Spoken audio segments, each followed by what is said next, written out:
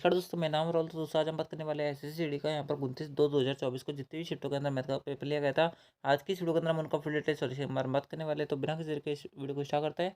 ठीक है। एंड दोस्तों मैं आपको बता दूं, इस वीडियो के अंदर मैं आपको यहाँ पर जो एक्सपेक्टेड क्वेश्चन है वो कराऊंगा। यानी कि जैसे कि अभी आपको यहाँ पर दिख रहा है सिंप्लीफिकेशन के 2 क्वेश्चन, लेकिन अब हमें इसका जो पूरा एग्जैक्ट डाटा वो नहीं मिला है, लेकिन हम इस पर जो डिपेंडेंट यानी कि जिस हिसाब से बच्चे बता रहे हैं उस हिसाब से मैं उन पर जो आपके क्वेश्चन बन सकते हैं, जिस टाइप का आपके यहाँ पर क्वेश्चन पूछे जा रहे हैं उनके एग्जाम्पल मैं आपको कराने वाला हूँ। तो आप जो इस वीडियो को शुरू से एंड तक जरूर देखें।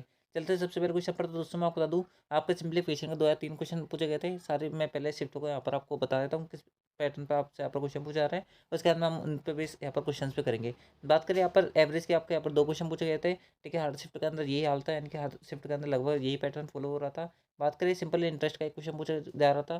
ठीक है, किस टाइप का क्वेश्चन पूछा गया था वो भी मैं आपको बताऊंगा।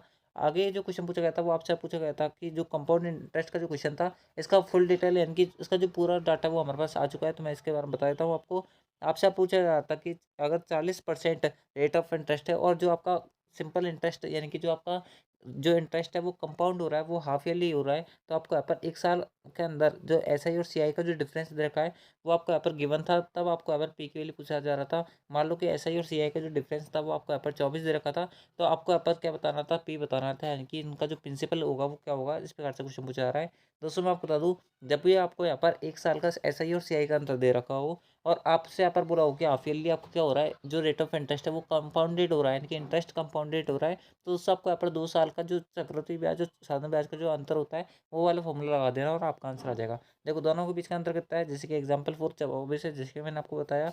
हमें मूलधन ज्ञात करना है इंटू रेट ऑफ इंटरेस्ट क्या हो जाएगी, अब आपकी आधी हो जाएगी क्योंकि हाफ ईयरली आपका कंपाउंड हो रहा है। आप लोगों को बिल्कुल सही बात है। और टाइम जो है वो 2 साल हो जाएगा क्योंकि 1 साल आपको दे रखा है। ठीक है, वही वाला पैटर्न है। अगर 40% रेट ऑफ इंटरेस्ट है तो यहाँ पर कितना हो जाएगा, आप लोगों को 20% हो जाएगा, यानी कि 20/100 का होल स्क्वायर हो जाएगा। अगर काटेंगे तो 1/5 आएगा, 1/5 का होल स्क्वायर यानी कि 1/25 आएगा। 25 को अगर मैं यहाँ पर भेजूंगा तो 24 × 25 यानी कि पी की वैल्यू कितनी आएगी, आप लोग 24×5 = 120 होता है, 12 से लगेगी। 24×2 = 48, 48 12 कितना होता है, आप लोग 60 होता है, यानी कि पी की वैल्यू कितनी आएगी, आप लोग 600 आएगी। तो ऑप्शन जो हमारा जो भी ऑप्शन के अंदर होता, अगर ऐसा डेटा दे रखा होता तो हम उसका आंसर 600 लगा के आते। ठीक है।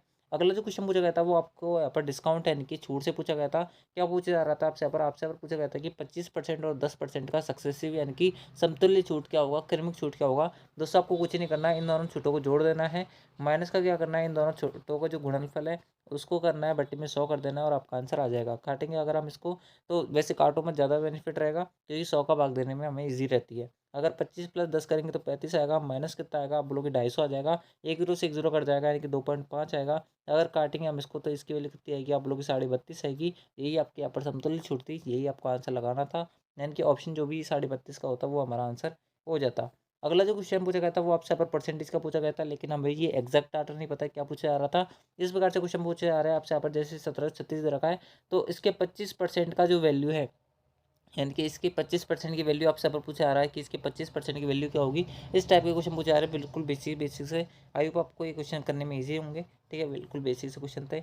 अगला जो क्वेश्चन पूछा जा रहा है वो आपसे पूछा गया था कि आयत का जो परिमाप है वो आपको गिवन था। जैसे मान लो कि 22 सेंटीमीटर है, लंबाई आपको 5 दे रखी थी और क्षेत्रफल आपसे यहाँ पर पूछा आ रहा था क्या होगा। कुछ नहीं करना, अगर आपको पता होना चाहिए कि आयत का परिमाप का फॉर्मूला क्या होता है, आप लोग 2 × लंबाई प्लस चौड़ाई बराबर में क्या होता है आपका यहाँ पर परिमाप होता है, जिसकी वैल्यू 22 रखी है। अगर लंबाई प्लस चौड़ाई की वैल्यू कितनी आ जाएगी, आप लोग के यहाँ पर 11 आ जाएगी। अगर लंबाई प्लस चौड़ाई की वैल्यू 11 है, जिसमें जो लंबाई है अगर वो 5 है तो चौड़ाई कितनी रही होगी, आप लोग 11 माइनस का 5 यानी कि चौड़ाई की वैल्यू 6 रही होगी। आप लोग बिल्कुल सही बात है। लंबाई की वैल्यू कितनी है, 5 है, चौड़ाई की वैल्यू 6 है, तो क्षेत्रफल कितना आएगा, आप लोग लंबाई इंटू चौड़ाई यानी कि एल भी होता है, यानी 6 × 5 यानी कि 30 जो होगा वो हमारा इस क्वेश्चन का करेक्ट आंसर होगा। ठीक है, इस प्रकार से क्वेश्चन पूछा जा रहा था आपसे यहाँ पर। अगला जो क्वेश्चन पूछा गया था वो आपसे यहाँ पर लेंथ यानी कि डिस्टेंस वाला क्वेश्चन पूछा गया था। क्या पूछा जा रहा था आपसे यहाँ पर, आपसे बोला जा रहा था कि अगर कोई डिस्टेंस है जो कि ए से बी तक जाती है, इस पूरी डिस्टेंस को हमारे द्वारा केवल 28 घंटे में पूरा कर दिया जाता है। तो आपसे अब बोला जा रहा है कि इस डिस्टेंस को अगर मैं यहाँ पर टोटल 5 पार्ट मानूँ तो उसका अंदर जो 2 पार्ट है वो 10 किलोमीटर पर आवर की स्पीड से यहाँ पर क्या किया जाता है, कंप्लीट किया जाता है। और जो आपका रिमेनिंग पार्ट है, अगर देखो 2 पार्ट 5 पार्ट आपका टोटल पार्ट था, यानी कि टोटल आपको डिस्टेंस कवर करनी थी 5 मिनट। आप लोगों को बिल्कुल सही बात है। 2 भाग जो है इसका आपने 10 की स्पीड से तय करा है, आप लोगों को बिल्कुल सही बात है। और बचा हुआ 3 भाग जो है वो आपने 20 की स्पीड से तय करा है। तो टोटल लेंथ यानी कि आपको इस 5 मिनट की वैल्यू बतानी है क्वेश्चन के अंदर। किस प्रकार सॉल्व करोगे दोस्तों, आपको एक डायरेक्ट फॉर्मूला पता होना चाहिए। कौन सा फॉर्मूला होता है वो, आप लोग यहाँ पर 4 दूरी बटा समय होता है। आप लोग बिल्कुल सही बात है। अब देखो आपको टोटल समय दे रखा है, आप लोग बिल्कुल सही बात है। समय बराबर क्या हो जाएगा, टाइम कितना दे रखा है आपको टोटल, आप लोग 28 घंटे दे रखे हैं। दूरी हमें ज्ञात करनी है। पहली जो दूरी है 2 भाग जो है वो 10 की स्पीड से, आप लोग बिल्कुल सही बात है, प्लस 3 भाग जो है वो कितने की स्पीड से, आप लोग 20 की स्पीड से तय कर रहा है। अगर मैं इसको एक्स मान लेता हूँ, ठीक है, 5 यूनिट तो है, यूनिट मतलब कि 5x, आप लोग बिल्कुल सही बात है। अगर अब हम इसको सॉल्व करेंगे तो हमारा जो भी आंसर आएगा वो एक्स का आएगा। आप लोग बिल्कुल सही बात है, उसको हम अगर 5 से इंटू कर देंगे तो वो हमारा आंसर हो जाएगा। अगर बात करें ऑप्शन की, तो दोस्तों अगर वहाँ पर ऑप्शन होते, यानी कि अगर मेरे पास ऑप्शन होते तो मैं इस क्वेश्चन को ऑप्शन से उड़ा देता, क्योंकि जो भी आंसर आएगा वो 5 का मल्टीपल आएगा, ये बात तो फिक्स है। बाकी अगर आप सॉल्व करना चाहते हो यहाँ पर सॉल्व कर सकते हो, 20 इनका एलसीएम आएगा। आप लोग बिल्कुल सही बात है, 2 दूनी 4 और यहाँ पर कितना हो जाएगा, आप लोग यहाँ पर आप लोग यहाँ पर 4 और 3 7, यानी कि 7x हो जाएगा। बराबर में कितना बचेगा, आप लोग 28 बचेगा। अगर मैं इसको काटूंगा 7 चौके 28, यानी कि एक्स की वैल्यू कितनी आएगी, आप लोग 80 आएगी। अगर एक्स की वैल्यू 80 है, ठीक है, सुनो मेरी बात, अगर एक्स की वैल्यू कितनी है, आप लोग यहाँ पर एक्स की वैल्यू अगर 80 है, तो टोटल डिस्टेंस जो है वो मैंने 5 मानी थी, यानी कि 5 यूनिट मानी थी, यानी कि 5x मानी थी। 5x इंटू, यानी कि एक्स की वैल्यू अगर 80 है तो 5x की वैल्यू कितनी होगी, आप लोग 400 होगी। ये हमारा आंसर था। ठीक है, इस प्रकार से क्वेश्चन सोल्व करना था।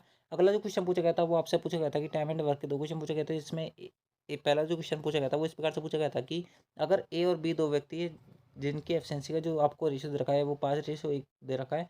आपसे बोला जा रहा है कि ए जो है अगर किसी कार्य के 4/5 भाग को 10 दिन में पूरा कर सकता है, तो टोटल यहाँ पर काम को कितने दिन में करेगा, आप लोग 10 × 5/4 दिन में करेगा। अगर हम इसको काटेंगे 2 बार कटेगा, यहाँ पर ही 5 बार कटेगा, इन टोटल काम को कितने दिन में करेगा, आप लोग यहाँ पर 25/2 दिन में करेगा। कितने की एफिशिएंसी से, आप लोग यहाँ पर 5 की एफिशिएंसी से पूरा करेगा।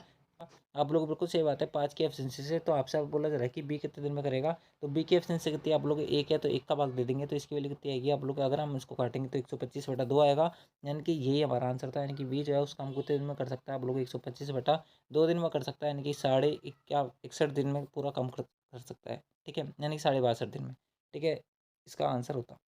अगला जो क्वेश्चन पूछा गया था वो आपसे यहाँ पर वापस टाइम एंड वर्क से पूछा गया था। आपसे पूछा रहा था कि अगर ए जो है किसी काम के 1/3 भाग को 150 दिन में कर सकता है, तो ए जो है पूरे काम को दिन में करेगा, आप लोग यहाँ पर 300 दिन में करेगा, सॉरी 450 दिन में करेगा।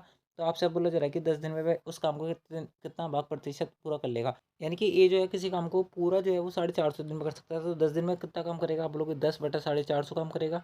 आप लोग बिल्कुल सही बात है। तो वह कितना परसेंट काम कर लेगा, तो इंटू 100 कर लो, बस सॉल्व करेंगे, 1 0 से 1 0 कट जाएगा। अगर काटेंगे 2 बार कटेगा, यहाँ पर ये 9 बार कटेगा, यानी कि 20/9 जो होगा वो करेक्ट आंसर होगा। ये सॉल्व करना था आपको।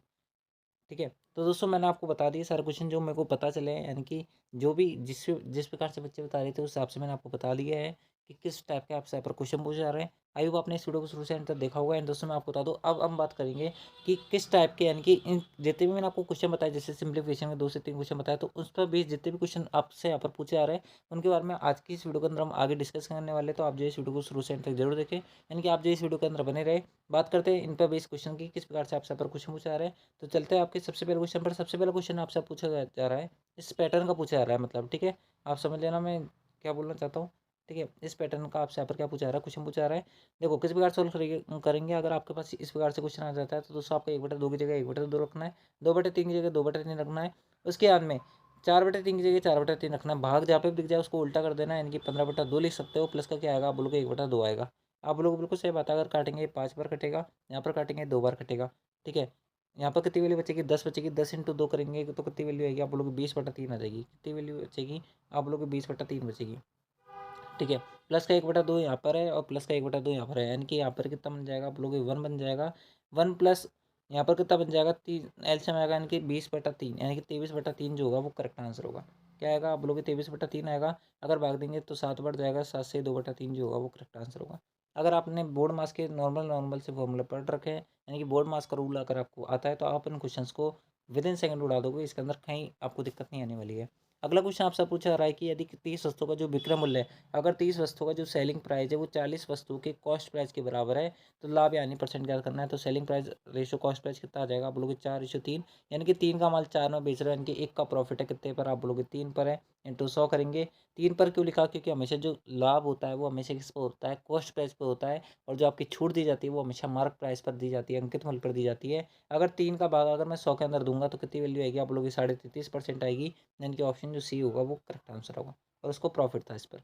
अगला क्वेश्चन आपसे पूछा रहा है कि अगर कोई वस्तु 4 रुपये में खरीदी गई और 5 रुपये में बेच दी गई तो लाभ परसेंट ज्ञात करना है। देखो 4 रुपये का आइटम 5 रुपये में बेच रहा है, यानी कि एक का प्रॉफिट है कितने पर, आप लोग 4 रुपये पर इंटू क्या करेंगे, 100 करेंगे। अगर काटेंगे तो 25 बार घटेगा, तो 25 जो होगा वो करेक्ट आंसर होगा। ठीक है, घटिया क्वेश्चन था। अगला क्वेश्चन आपसे पूछा रहा है कि यदि कोई राशि 19/5 वर्ष में साधारण ब्याज की दर से 69/50 गुनी हो जाती है तो दर ज्ञात करनी है। देखो आपसे यहाँ पर ऐसे प्रकार से क्वेश्चन पूछा है ना, तो आपको घबराना नहीं है इसके अंदर बिल्कुल भी। देखो बिल्कुल भी इसी से क्वेश्चन है, जो आपको यहाँ पर इस प्रकार से दे रखा हो ना, तो नीचे वाली संख्या को आप क्या मान लो, आपका प्रिंसिपल मान लो, यानी कि 50। ठीक है, रेट ऑफ इंटरेस्ट कुछ नहीं दे रखा, हमें वो ज्ञात करनी है, तो आर मान लेते हैं। आपके टोटल टाइम कितना लग रहा है, आप बोलोगे 19/5 वर्ष लग रहा है, तो ऐसे कैसे लिख दो, इंटू क्या कर दो, 100 कर दो। अब देखो 50 तो आपकी मूल राशि थी, आप बोलोगे बिल्कुल सही बात है, और वो 69 हो गई, यानी कितने का ब्याज मिला होगा, आप बोलोगे 19 रुपये का ब्याज मिला होगा। बस आप इसको सॉल्व कर लो और आपका आंसर आ जाएगा। समझ बैठा भी होगा आपको, तो 19 कट जाएगा। अगर काटेंगे तो ये 10 बार कटेगा, और 10 से अगर 100 काटेंगे 10 बार कटेगा, यानी कि रेट ऑफ इंटरेस्ट कितनी वैल्यू आएगी, आप लोग 10% आएगी। इससे ज़्यादा मेथड इसका सॉल्व करने का ईजी नहीं हो सकता। ठीक है, क्लियर हुआ होगा, बिल्कुल बेसिक क्वेश्चन था। अगला क्वेश्चन आपसे पूछा जा रहा था कि यदि कोई धनराशि चक्रवृद्धि ब्याज की दर से पहले वर्ष में 600 रुपये और दूसरे वर्ष में 660 रुपये हो जाती है तो ब्याज की दर ज्ञात करनी है। देखो पहले वर्ष में 600 रुपये हुई है और दूसरे वर्ष में 660 रुपये हुई है, यानी कितने का रुपये का ब्याज मिला है, आप लोगों को 60 रुपये का ब्याज मिला है। कितने पर, आप लोग 600 पर मिला है, इंटू क्या करेंगे, 100 करेंगे। काटेंगे यहाँ पर ये 100 बार कटेगा, सॉरी 10 बार कटेगा। 10 से अगर मैं 100 के अंदर भाग दूंगा तो रेट ऑफ इंटरेस्ट की वैल्यू कितनी आएगी, आप लोग 10% आएगी, यानी कि ऑप्शन जो आपका बी होगा वो करेक्ट होगा। अगला क्वेश्चन आपसे पूछा गया था कि यदि कोई संख्या है, संख्या है 11, 16, 15 और 22, प्रत्येक में से क्या घटाया जाए कि संख्या जो है वो समानुपात में हो जाए। अब बहुत सारे बच्चों को समानुपात ही नहीं पता क्या होता है, तो दोस्तों मैं आपको बता दूं, समानुपात का फॉर्मूला होता है कि जो आपकी पहली और अंतिम संख्या को जो गुणनफल है, यानी कि 11 और 22 का जो गुणनफल है, वो आपका किसके बराबर हो जाए, आप बोलोगे 16 × 15 के बराबर हो जाए। लेकिन एक्चुअल के अंदर अभी बराबर नहीं है, तो हमें क्या करना है, इसको बराबर करना है। तो आपको बताना है कौन सी संख्या घटाई जाए। तो दोस्तों आपको क्या करना है, इस प्रकार के क्वेश्चंस के अंदर आपको ऑप्शन एलिमिनेट कर देना है। जैसे बात करें पहले ऑप्शन की, अगर मैं 4 घटाता हूँ सभी संख्याओं में से, तो यहाँ पर कितनी वैल्यू बचेगी, आप लोग 7 बचेगी। अगर 22 में 4 घटाऊंगा तो 18 बचेगा। यहाँ पर 16 में से 4 घटाऊंगा तो 12 बचेगा, और यहाँ पर 15 में 4 घटाऊंगा तो 11 बचेगा। अगर मैं इसको सॉल्व करूँगा तो 8×7=56 है कि 6 यूनिट डिजिट बनेगा, यहाँ पर कितना बनेगा, 2 बनेगा। तो इस कारण से ये वाला आंसर नहीं हो सकता। अब बात करें दूसरा ऑप्शन की, इस प्रकार से आपको 3 भी चेक करना है, इस प्रकार से 2 भी चेक करना है। मैं आपको डायरेक्ट आंसर बता देता हूँ, 1। अगर इसको सॉल्व करेंगे तो 10 आएगा, यहाँ पर 22 में से 1 घटाऊंगा तो यहाँ पर 21 बचेगा। आप लोग बिल्कुल सही बात है। बराबर में कितना बचेगा, 16 में से 1 घटाऊंगा तो 15 बचेगा, और 15 में से 1 घटाऊंगा तो 14 बचेगा। यानी कितनी वैल्यू बचेगी, आप लोग यहाँ पर यूनिट डिजिट सेम आ रहा है, 0 आ रहा है, और 5 के बीच 0 आ रहा है, सेम हो रहा है। तो दोस्तों इस प्रकार से ऑप्शन डी होगा वो करेक्ट आंसर होगा। बाकी आप सॉल्व कर सकते हो। यहाँ पर 210 वैल्यू आएगी, 14×5 = 70, 0 7 असलेगी लगेगी, 14×14 14 और 7 कितने होता है, 21 होता है, यानी कि 210 यहाँ पर बराबर हो रहा है। यानी कि ये संख्या क्या होगी, आप बोलोगे समानुपात में होंगी। क्लियर हुआ होगा। चलते हैं अगले क्वेश्चन पर। अगला क्वेश्चन आपसे पूछा रहा है कि यदि किसी समकोण त्रिभुज की ऊंचाई जो है वो आधार के 7 गुनी है, यदि ऊंचाई जो है वो उतनी है तो त्रिभुज का क्षेत्रफल ज्ञात करना है। देखो अगर ऊंचाई जो है ना वो आधार की क्या है, आप बोलोगे 3 गुनी है, सॉरी 7 गुनी है, आप बोलोगे बिल्कुल सही बात है। अगर ऊंचाई की वैल्यू 35.5 है तो आधार की वैल्यू कितनी रही होगी, आप लोग 35.5/7। अगर सॉल्व करेंगे 5 बार कटेगा, यानी कि 5 पॉइंट अप्रोक्स आएगा। यानी कि यहाँ पर हम जो आपका बेस की वैल्यू आएगी वो इतनी आएगी। आप लोग बिल्कुल सही बात है। त्रिभुज के क्षेत्रफल क्या होता है, आप लोग 1/2 आधार इंटू ऊंचाई। आधार की वैल्यू कितनी है, आप लोग 35.5/7 है ना। और ऊंचाई की वैल्यू कितनी है, आप लोग 35.5 है ना। आप लोग बिल्कुल सही बात है। अगर सॉल्व करेंगे तो 7 दूनी 14, 14 आएगा यहाँ पर नीचे। ठीक है, और यहाँ पर ऊपर आपको कुछ स्क्वायर बनेगा, तो आप अगर इसको हटेंगे तो 14 दूनी 28 होता है, 14 दूनी 28 होता है। कितना बचेगा आपके पास, आप लोग के साथ 5 बचेगा। 14×5 = 17 है कि 2.5 का अप्रॉक्स आएगा। आप लोग बिल्कुल सही बात है। ठीक है, यानी कि 25 इंटू अगर मैं यहाँ पर ये करता हूँ, ठीक है, तो आपका 91 का अप्रॉक्स तो आएगा नहीं, आपको पूरी कैलकुलेशन करनी पड़ेगी मेरे भाई। तो ऑप्शन जो सी होगा ना, आप चेक कर लेना, ऑप्शन सी करेक्ट आंसर हो जाएगा। अगला क्वेश्चन पे चलता है। अगला क्वेश्चन आपसे पूछा रहा है कि 9 के प्रथम 5 गुणजों का औसत क्या होगा। देखो 9 के प्रथम 5 गुणज का आपको सबसे पहले सम ज्ञात करना होना चाहिए, यानी कि सम पता होना चाहिए। तो सम क्या होगा, देखो पर एन जो 9 है उसके प्रथम 5 जो गुणज है, 5 जो मल्टीपल है, अगर उनकी सम के अंदर बात करें तो पहला मल्टीपल क्या होगा, आप बोलोगे 9 होगा। अंतिम मल्टीपल क्या होगा, आप बोलोगे यहाँ पर 45 होगा। ठीक है, टोटल संख्या कितनी है, आप बोलोगे 5 है, बट में क्या आएगा, 2 आएगा। ठीक है, ये तो उन सभी पाँचों जो आपका यहाँ पर मल्टीपल आएंगे उनका आ गया सम। आपसे यहाँ पर औसत पूछा है तो बट्टे में 5 और कर दो, 5 से 5 कर जाएगा। 45+9 यानी कि 54 होता है, 54/2 यानी कि 27 जो होगा वो करेक्ट आंसर होगा। ठीक है, ऑप्शन सी करेक्ट है। चलते हैं अगले क्वेश्चन पर। अगला क्वेश्चन आपसे पूछा रहा है कि यदि ए व वी जो है वो 5:6 में के अनुपात में, यदि उनका योगफल इतना है तो उनके वर्गों का योगफल क्या होगा। देखो 5:6 यानी कि इनका टोटल सम कितना आएगा, 11 आएगा। 11 की वैल्यू आपको क्वेश्चन के अंदर 22 रखी है, यानी कि 1 यूनिट की वैल्यू कितनी आएगी, आप लोग 2 आएगी। अगर 1 यूनिट की वैल्यू 2 है तो पहली संख्या कितनी होगी, आप बोलोगे यहाँ पे 5 दूनी 10 होगी और दूसरी संख्या 12 होगी। अगर बात करें इनके स्क्वायर की तो इसकी वैल्यू होगी 100 और इसकी वैल्यू होगी 144, यानी कि 100 + 144 यानी कि 244 करेक्ट आंसर होगा, ऑप्शन ए करेक्ट होगा। ठीक है, बेसिक सा क्वेश्चन था। अगला 30 से 50 की मध्य अभाज्य संख्याओं का योग ज्ञात करना है। देखो 30 और 50 इसके भी अभाज्य संख्या कौन सी है, पहले 31 है। ठीक है, आपको लिखनी पड़ेगी 32, फिर 33 नहीं है, फिर 34 में नहीं है, 35 में नहीं है, 36 में नहीं है, 37 है। ठीक है, 38 में नहीं है, 39 में नहीं है। ठीक है, 40 में नहीं है, 41 है, 42 नहीं है, 43 है, 44 नहीं है, 45 नहीं है, 46 नहीं है, 47 है, 48 नहीं है, 49 नहीं है, 50 में नहीं है। इन सब का सम के अंदर बात करें तो 43 और 47 यानी ये हो गए कितने आप लोग 90, है ना। यहाँ पर 41 और 31 यानी कि 72 ही हो गए। 72 और 37 कितना हो जाएगा, आप बोलोगे 9, उसके अंदर 7 दिन 10 यानी कि 109 + 90 यानी कि 199 यानी कि ऑप्शन सी कर लो। ठीक है, अगले क्वेश्चन पे चलता है। अगला क्वेश्चन आपसे पूछा रहा है कि 5, 16 और 15 के गुणज कौन सा होगा, यानी कि इन सबका आपसे यहाँ पर पूछा रहा है कि एलसीएम क्या होगा। कुछ नहीं करना, सबके अंदर भाग दे के देख लो। 5 का भाग 16 के अंदर 60 के अंदर चले जाएगा, लेकिन 16 का भाग 60 के अंदर नहीं जाएगा, इसका आंसर नहीं हो सकता। 16 का भाग 120 में नहीं जाएगा, इसका आंसर नहीं हो सकता। 16 का भाग 180 के अंदर आप बोलोगे यहाँ पर नहीं जाएगा, इसका आंसर नहीं हो सकता। इसके अंदर 16 का भाग चल जाएगा, यानी कि ऑप्शन डी करेक्ट है। ठीक है, चलते हैं अगले क्वेश्चन पर। अगला क्वेश्चन आपसे पूछा रहा है कि यदि ए बी सी की वैल्यू अगर इतनी है तो A plus B plus C plus A की वैल्यू क्या होगी। देखो इन सब की वैल्यू आप वही मान लो जो आपको अनुपात के अंदर दे रखी है। ए की वैल्यू 2 मान लो, बी की वैल्यू 4 मान लो, सी की वैल्यू 5 मान लो, यानी कि 2 और 4 6, 6 रेशो के उसके अंदर कितना आएगा, 5 4 9, उसके अंदर कितना आएगा आप लोग 5 2 7, यानी कि 6 9 और 7 आएगा, ऑप्शन सी करेक्ट होगा। अगला अगला क्वेश्चन आपसे पूछा रहा है कि 1000 रुपये की राशि पर 2 वर्ष के लिए साधारण ब्याज और चक्रवृद्धि ब्याज का अंतर अगर इतना है तो दर ज्ञात करना है। देखो 14.4 का अंतर है, 1000 रुपये आपका क्या बोलोगे मूलधन है, रेट ऑफ इंटरेस्ट हमें ज्ञात करनी है, r/100 का होल स्क्वायर हमें निकालना है। सॉल्व करेंगे, ठीक है, यहाँ पर बट्टी में 1000 आ जाएगा। आप बोलोगे बिल्कुल सही बात है, इसको एक और हटाएंगे तो 1 0 और आ जाएगा। आप बोलोगे बिल्कुल सही बात है। अगर बराबर में स्क्वायर है तो यहाँ पर स्क्वायर रूट निकालूंगा तो यहाँ पर कितनी वैल्यू बचेगी, 12 बचेगी। बट्टी में कितना बचेगा, 100 बचेगा। बराबर में कितना बचेगा, r/100 बचेगा। 100 से 100 कट जाएगा, यानी कि आर की वैल्यू कितनी आएगी, 12% आएगी, जो कि ऑप्शन डी में सेटिस्फाई हो रही है। ठीक है, ठीक है, तो दोस्तों इस प्रकार से ये थे आपके यहाँ पर एसएससी जीडी के अंदर, है ना, 29 फरवरी 2024 के अंदर जितने भी शिफ्ट ली गई थी उन पर बेस जितने भी क्वेश्चन थे वो उनका जो डाटा है उसको मैंने उन पर उस डाटा पर बेस आपके क्वेश्चन भी करा दिए, उस पैटर्न पर बेस मैंने आपको क्वेश्चन भी आपको सॉल्व करवाए। तो दोस्तों आई होप आपने इस वीडियो को जरूर से जरूर देखा होगा। एंड दोस्तों आपको ये वीडियो कैसा लगा वो आप हमें कमेंट बॉक्स में बताना। आपका इस वीडियो के बारे में क्या फीडबैक है वो भी आप हमें कमेंट बॉक्स में बताएं। बात करें पीडीएफ की, पीडीएफ टेलीग्राम चैनल से मिलेगी, अगर आपने अब तक ज्वाइन नहीं किया तो ज्वाइन जरूर कर लेना। तो आज की इस वीडियो के अंदर बस नहीं मिलता आपके नेक्स्ट आंसर की वाली वीडियो के अंदर, जब तक लीजिए जय हिंद, जय भारत, जय Hindustan. Thanks for watching, thank you.